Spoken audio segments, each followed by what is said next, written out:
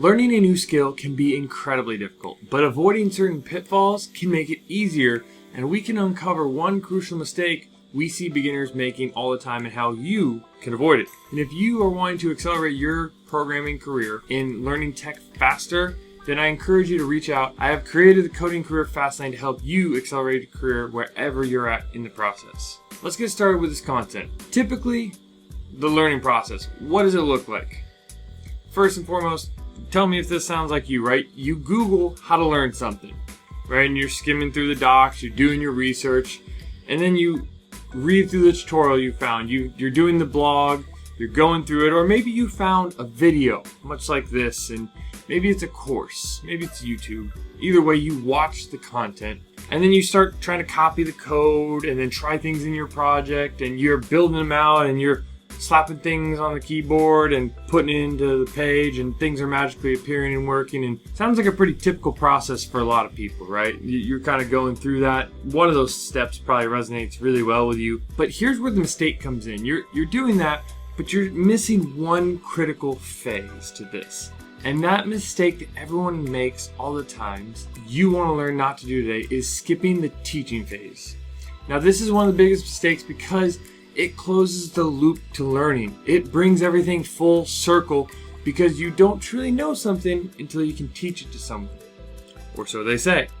Now, the reason I advocate for this one as the one mistake everyone makes is because when you get in interviews, what are you doing?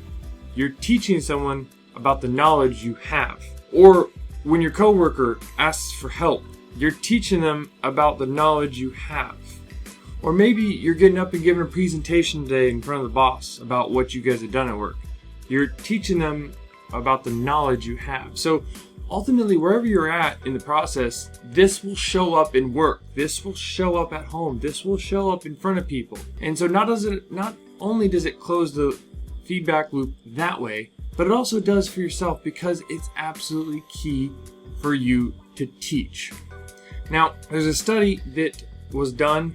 I'll leave the links down below, but it basically went like this. The study did a research where they had, for 10 minutes, people study text with accompanying figures about the Doppler effect in sound waves, and the topic they had no previous knowledge about.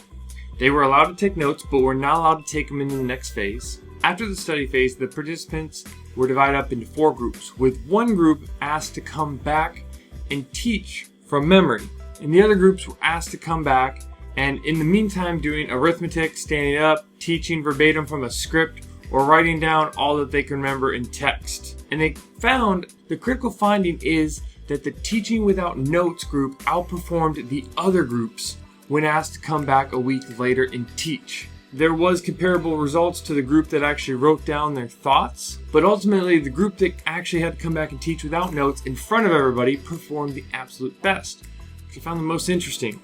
And it goes to just show that one of the best things you can do as a developer, especially when you're learning, is teach. And I want to tell you a couple ways to teach because I know not everyone wants to get up and teach. It's not for everyone. It's hard to get up in front of, whether it's a camera, an audience of 200.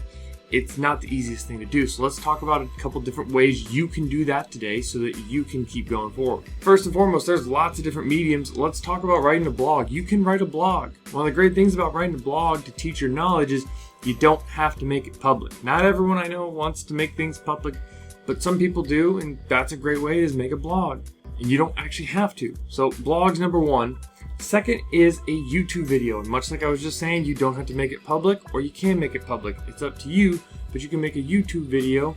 And so you have 2 means of mediums that are very effective, right? Text and audio and video. But there's a third way. We could have you teach a peer, a family member, a friend, someone that you can actually sit down and talk to, because the ability to put this into actual language coming out of your mouth actually will have will be very effective for you. And last but not least, you can write an email to someone teaching them. Now, like I said, on the other ones, you don't have to send it if you don't want to, but those are 4 mediums for you to teach. Now, none of them have to be public, but it's ideal if it is because it puts that little bit of extra pressure on you to make sure you are on point and know exactly what you're talking about. To summarize this video up, don't make the mistake of not teaching what you learned, because it can absolutely be a key step to help you close the learning loop so that you solidify exactly what you've been learning for the last couple weeks, days, months, or years. Now, if you feel like you want help accelerating your coding career around learning faster, then sign up down below for the Coding Career Fastlane. It's a service I've built to help you accelerate your career, whether you're just starting out or advanced. It's here to help and show you how to build a plan to join the Fastlane. That's it for this video. Go ahead and subscribe, like, leave a comment. If you got any questions, feel free to reach out, and I'll see you guys in the next video.